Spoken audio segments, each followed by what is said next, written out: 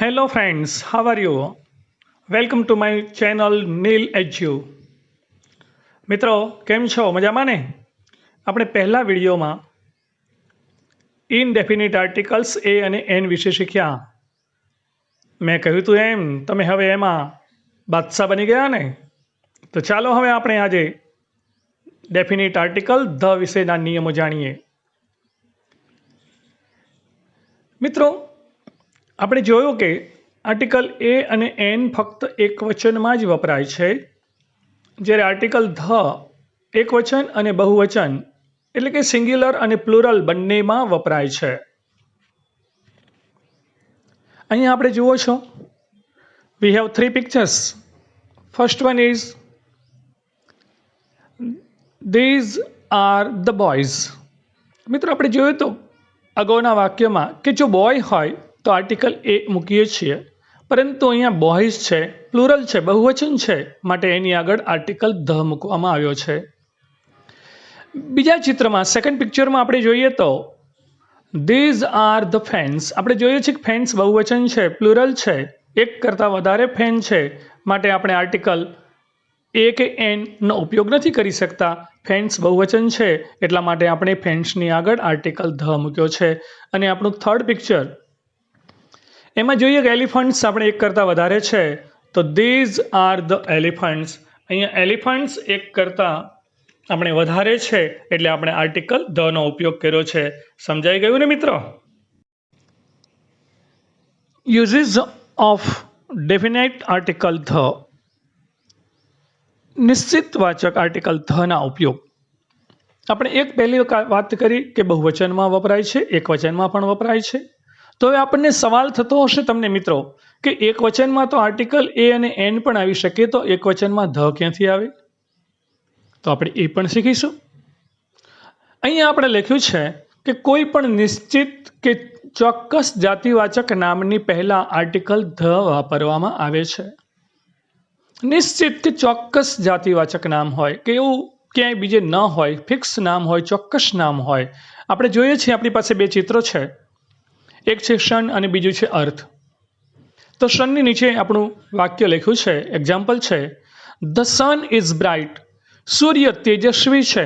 હવે અહીંયા સન એટલે સૂર્ય, હવે એ એકમાત્ર છે એટલા માટે એવા ચોક્કસ નામ છે, નિશ્ચિત છે, એટલા માટે એની સાથે આપણે આર્ટિકલ ધ મૂક્યો છે. પછી છે ધ અર્થ ઇઝ રાઉન્ડ. અર્થ પણ વિશ્વમાં જગતમાં એક જ છે, ચોક્કસ નામ છે, નિશ્ચિત છે, એટલા માટે એક વચન હોવા છતાં આપણે એની સાથે એની પહેલા આર્ટિકલ ધ મૂકવામાં આવે છે. સમજાઈ ગયું? હવે આપણે જોઈએ છીએ કે કોઈ પણ એક વચનનું જાતિવાચક નામ જો પ્રથમ વખત વપરાય તો એની આપણે શીખી ગયા કે એની પહેલાં આપણે આર્ટિકલ એ કે એન મૂકીએ છીએ, એ કે એન વાપરીએ છીએ. પરંતુ જો એ જ એક વચનનું જાતિવાચક નામ ફરીથી વપરાય તો તે નિશ્ચિત બનતું હોવાથી, મતલબ કે એ નામ નિશ્ચિત બની જાય, એટલા માટે એની પહેલાં આર્ટિકલ ધ વાપરવામાં આવે છે. આપણે અહીંયા બે એક્ઝામ્પલ આપ્યા છે, જુઓ. બોય અને એલિફન્ટનું આપણે વાક્ય અગાઉ જોઈ ચૂક્યા છીએ. એ જ વાક્યનો આપણે ફરી ઉપયોગ કરી અને સમજીએ છીએ એટલે તમને ડિફરન્ટ ખબર પડે. જોઈએ પહેલું વાક્ય, ધેટ ઇઝ અ બોય. આ તો આપણે અગાઉ શીખી ગયા છીએ કે બોયની પહેલા આર્ટિકલ એ આવે છે, તમે જાણો છો. પરંતુ એ જ બોયની નામનો આપણે ફરીવાર જો ઉપયોગ કરીએ છીએ તો જુઓ તમે, ધ બોય ઇઝ સ્માર્ટ. છોકરો ખૂબ જ સ્માર્ટ છે. તો બોયનો ઉપયોગ ફરીવાર કર્યો તો ધ આવ્યું, પહેલી વખત ઉપયોગ હતો તો એ આવ્યું. એ જ રીતે સેકન્ડ એક્ઝામ્પલ જોઈએ, ઇટ ઇઝ એન એલિફન્ટ. આ તો આપણને ખબર જ છે કે એલિફન્ટની પહેલા આર્ટિકલ એન આવે છે એક વચનમાં. પરંતુ અહીંયા જુઓ, એ જ સાથે બીજું વાક્ય છે, the elephant is big. Elephant મોટો છે. તો અહીંયા એલિફન્ટનો ઉપયોગ બીજી વાર થયો તો આર્ટિકલ ધ. સમજાઈ ગયું? કોઈ પણ એક વચનનું જાતિવાચક નામ એનો પહેલી વખત આપણે ઉપયોગ કરીએ તો આર્ટિકલ એ કે એનનો ઉપયોગ કરીએ છીએ, પરંતુ એ જ નામનો જો આપણે ફરીવાર ઉપયોગ કરીએ તો આર્ટિકલ ધનો ઉપયોગ કરવામાં આવે છે. કોઈ પણ એક વચનનું જાતિવાચક નામ તેના આખા સમૂહ, વર્ગ કે જાતિનું સૂચન કરતું હોય તો તેવા નામની પહેલા આર્ટિકલ ધ વાપરવામાં આવે છે. બરાબર યાદ રાખજો, એવું કોઈ પણ નામ એક વચનનું જ નામ, જાતિવાચક નામ, પણ જે એના આખે આખા સમૂહને, એના આખા આખા વર્ગને કે એના આખા જાતિનું જો સૂચન કરતું હોય તો એ એક વચનનું નામ પહેલી વખત ઉપયોગ કરીએ તો પણ એની પહેલાં આર્ટિકલ ધ વાપરવામાં આવે છે. જોઈએ આપણે અહીંયા આપણી પાસે 3 એક્ઝામ્પલ્સ આપેલા છે. First example, the tiger is our national animal. હવે ટાઈગર એટલે કે વાઘ આપણું રાષ્ટ્રીય પ્રાણી છે, તો અહીંયા પહેલી જ વખત ટાઈગરનો ઉપયોગ કર્યો. ટાઈગર સિંગ્યુલર છે, એક વચન છે, તેમ છતાં પણ એની આગળ આપણે આર્ટિકલ ધ વાપર્યું છે. કારણ કે કોઈ એક ટાઈગર આપણું નેશનલ એનિમલ નથી, એ આખી જાતિ, બધા જ ટાઈગર પૃથ્વી પરના આપણા ભારત દેશના એમ જે ગણીએ તે, તો એ આપણું નેશનલ એનિમલ છે. એટલા માટે એ આખા જાતિનું, આખા સમૂહનું એ પ્રતિનિધિત્વ કરે છે. એટલા માટે એ ટાઈગર એક વચન હોવા છતાં, પ્રથમ વખત ઉપયોગ થતો હોવા છતાં એની આગળ આર્ટિકલ ધ વાપરવામાં આવ્યું છે. Second example, the dog is a faithful animal. કૂતરો વફાદાર, ફેથફુલ એટલે કે વફાદાર, કૂતરો એ વફાદાર પ્રાણી છે. તો અહીંયા કોઈ એક કૂતરાની વાત નથી, કૂતરાની આખી જાતિ, આખા સમૂહની વાત છે કે બધા જ કૂતરાઓ વફાદાર હોય છે. એટલા માટે અહીંયા ડોગ એ આખા જાતિનું, સમૂહનું એ નિર્દેશ કરે છે. એટલા માટે એની આગળ આર્ટિકલ ધ વાપરવામાં આવે છે.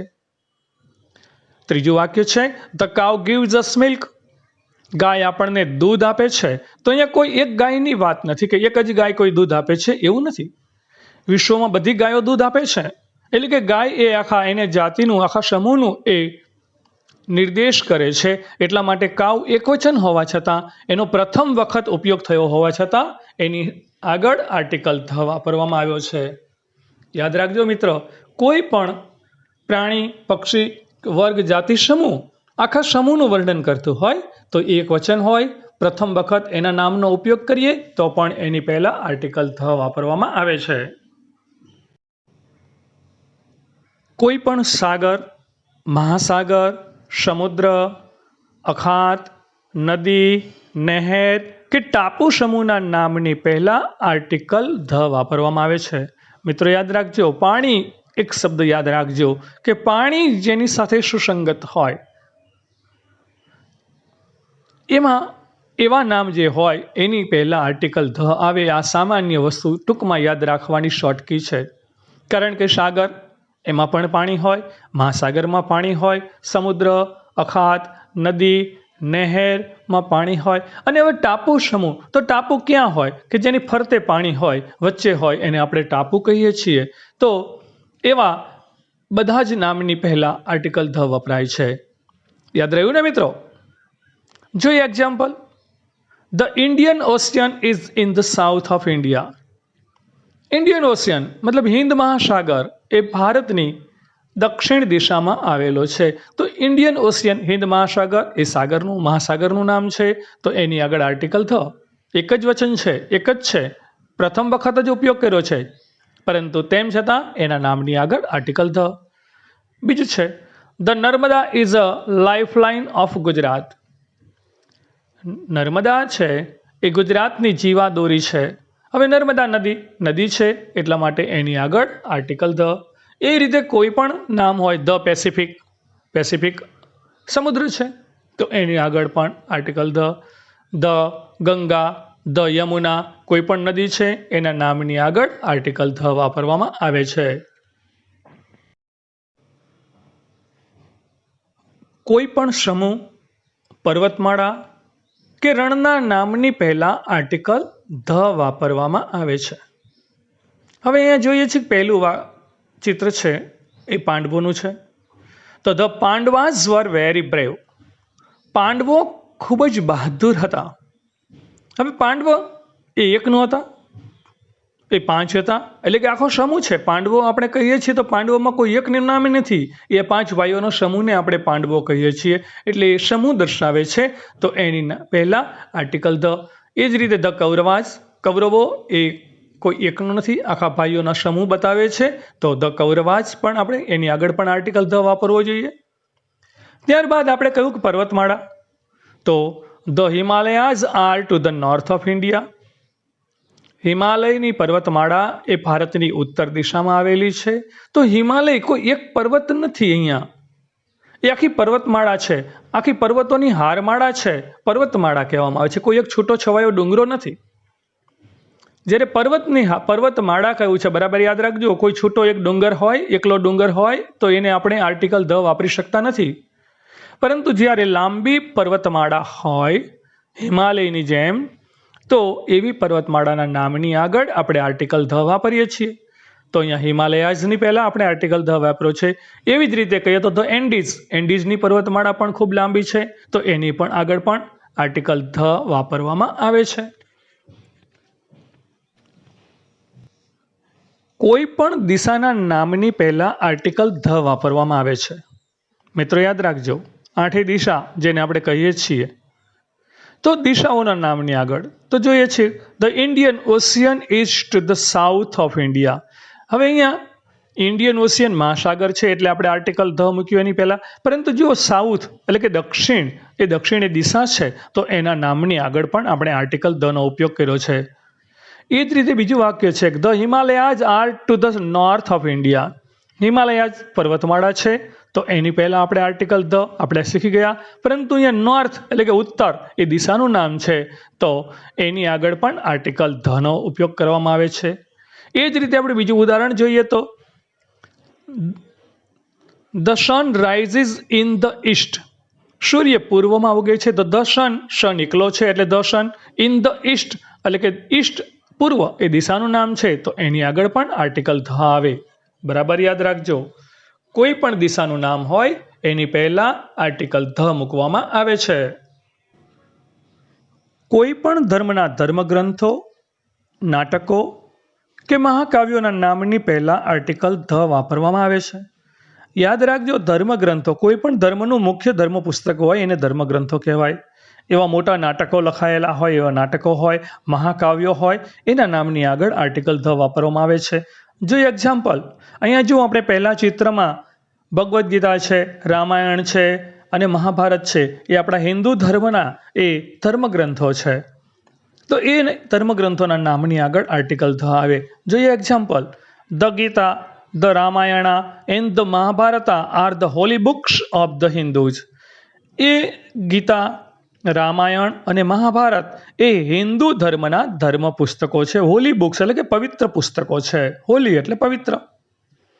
એ જ રીતે બીજું ઉદાહરણ જોઈએ, the Meghadutam is a great epic in Sanskrit. મહાકાવ્યો એપિક, તો મેઘદૂત એ સંસ્કૃતનું મહાકાવ્ય છે.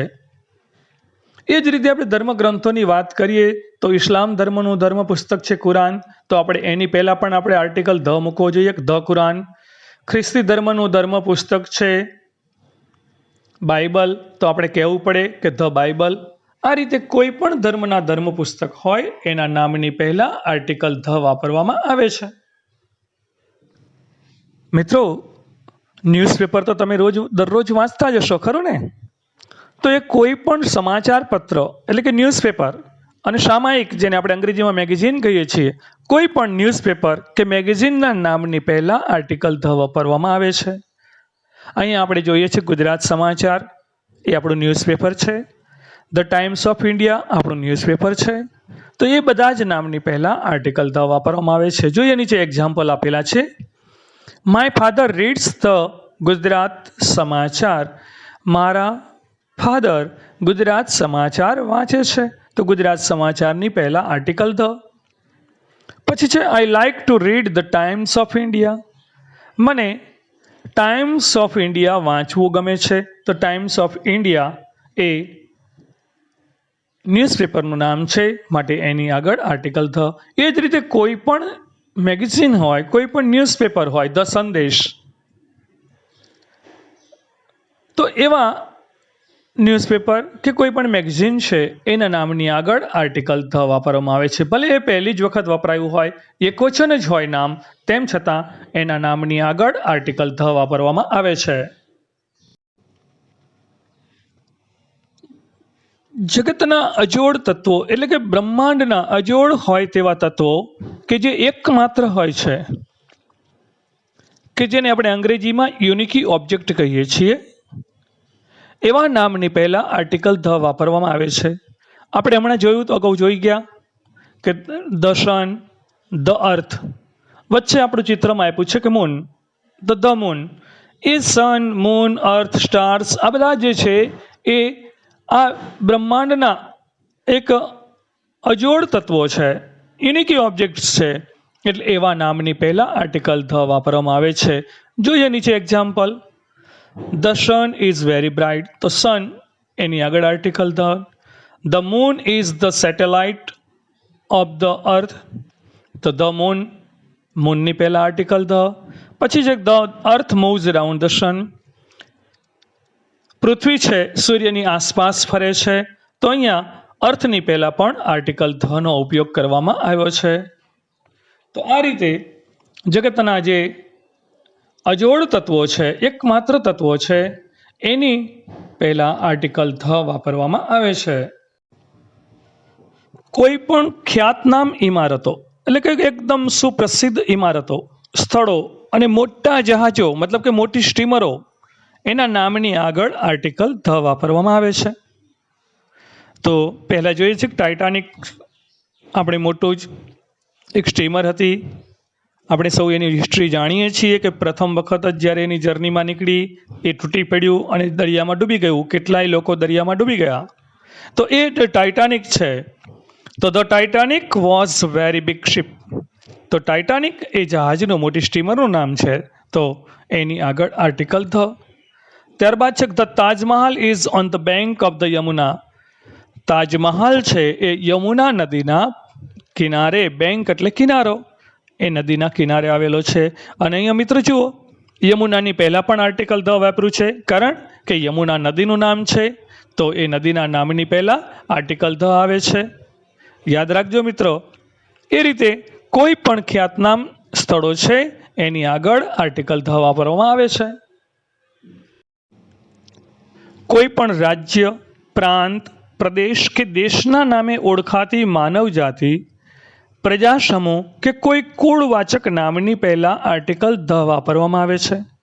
હવે અહીંયા કોઈ પણ પ્રજા છે, સમૂહ છે, કુળ છે, એ કોઈ પ્રદેશના નામે ઓળખાતું હોય, કોઈ દેશના નામે, કોઈ રાજ્ય કે કોઈ પ્રાંતના નામે ઓળખાતી હોય, એવી જે માનવ જાતિ હોય એના નામની પહેલાં આર્ટિકલ ધ વાપરવામાં આવે છે. જોઈએ આપણે example. The Hindus follow Hinduism. The Hindus, Hindu આપણે કહીએ છીએ, તો હિન્દુ કોઈ એક વ્યક્તિનું નામ નથી. એ આખા હિન્દુ ધર્મ જે માનતા હોય, જેટલા હિન્દુ છે એ બધાને લાગુ પડે છે. તો એવા નામની પહેલાં આર્ટિકલ ધ વાપરવામાં આવે છે. બીજામાં છે ધ જાપાનીઝ લાઇક ટ્રેડિશનલ ડ્રામાઝ. તો જાપાનીઝ, જાપાનના લોકો, કોઈ એક વ્યક્તિની વાત નથી, જાપાનમાં વસતા દરેક લોકોની વાત છે. તો એ આખા દેશના લોકોની, આખા દેશની માનવ જાતિની સમૂહ એને લાગુ પડે છે, એટલા માટે એની પહેલાં આર્ટિકલ ધ વાપરવામાં આવ્યો છે. પછી છે the Gujaratis are very peace loving people. The Gujaratis are very peace loving people. ગુજરાતીઓ ખૂબ જ શાંતિને ચાહનાર લોકો છે. તો ગુજરાતી, તો ગુજરાતની પ્રજા, ગુજરાત રાજ્યની અંદર રહેનાર બધા જ લોકો એમાં સમાવેશ થઈ ગયો, એટલા માટે એની પહેલાં આર્ટિકલ ધનો ઉપયોગ કરવામાં આવ્યો છે. સમજાઈ ગયું ને મિત્રો? વિશેષણના શ્રેષ્ઠતા દર્શક રૂપો તેમજ ક્રમવાચક સંખ્યાની પહેલાં આર્ટિકલ ધ વાપરવામાં આવે છે. બરાબર યાદ રાખજો, વિશેષણના શ્રેષ્ઠતા દર્શક રૂપો, જેને આપણે અંગ્રેજીમાં કહીએ છીએ કે સુપરલેટિવ ડિગ્રીના રૂપ, અને ક્રમવાચક સંખ્યાની પહેલાં જે ક્રમ બતાવતો હોય, ફર્સ્ટ, સેકન્ડ, થર્ડ, એવા સંખ્યાની પહેલાં આર્ટિકલ ધ વાપરવામાં આવે છે. જોઈએ example. Tejas is the cleverest student in the class. Tejas વર્ગની અંદર સૌથી હોશિયાર વિદ્યાર્થી છે. અહીંયા ક્લેવરેસ્ટ સુપરલેટિવ ડિગ્રીનું રૂપ છે, મતલબ કે શ્રેષ્ઠતા બતાવે છે. તેજસ વર્ગની અંદર સૌથી હોશિયાર છે, એટલા માટે સુપરલેટિવ ડિગ્રીનું રૂપ છે ક્લેવરેસ્ટ, એટલે એની પહેલાં આર્ટિકલ ધ વાપરવામાં આવ્યું છે. પછી છે India is the second largest country in population in the world. Bharat વિશ્વની અંદર વસ્તીમાં બીજા નંબરે છે. તો અહીંયા સેકન્ડ લાર્જેસ્ટ, તો સેકન્ડ લાર્જેસ્ટ એટલે સૌથી મોટું, સેકન્ડ લાર્જેસ્ટ એટલે બીજા નંબરનું સૌથી મોટું. તો અહીંયા સેકન્ડ એ ક્રમવાચક સંખ્યા છે, એટલા માટે એની પહેલાં આર્ટિકલ ધ. આપણે જોઈએ છીએ કે the first, the second, the third આપણે વાપરીએ છીએ, તો એ ક્રમવાચક સંખ્યાઓની પહેલાં આર્ટિકલ ધ આવે. પછી the cleverest, the tallest, the biggest, આ જે કંઈ છે સુપરલેટિવ ડિગ્રીના રૂપો, એવા રૂપોની પહેલાં જે સુપરલેટિવ ડિગ્રીનું રૂપ છે, જે શ્રેષ્ઠતા બતાવે છે, એવા રૂપોની પહેલાં હંમેશા આર્ટિકલ ધ વાપરવામાં આવે છે. તો મિત્રો, તમને હવે આર્ટિકલ ધ બરાબર સમજાઈ ગયા ને? યાદ રાખજો, વારંવાર આ વિડીયો જોજો, જેથી તમને ક્યાંય પણ કચાશ રહી જતી હોય તો યાદ રહી જાય. આ વિડીયોને વારંવાર જોવાથી 6% તમે આર્ટિકલ ધના પણ માસ્ટર બની જશો. આર્ટિકલ એ, એન અને ધ તમને ક્યારેય ભૂલ નહીં થાય, એ હું ખાતરી આપું છું. બરાબર ને મિત્રો? તો ચાલો હવે આપણે મળીશું બીજા વિડીયોમાં ફરી વખત. ત્યાં સુધી બાય બાય, આવજો. મિત્રો, આ વિડીયો તમને પસંદ આવ્યો ને? તો આ વિડીયોને લાઈક કરવાનું, શેર કરવાનું ભૂલતા નહીં. અને હા, જો તમે મારી આ ચેનલ ઉપર નવા હોય તો આ ચેનલને સબસ્ક્રાઈબ કરવાનું ભૂલતા નહીં.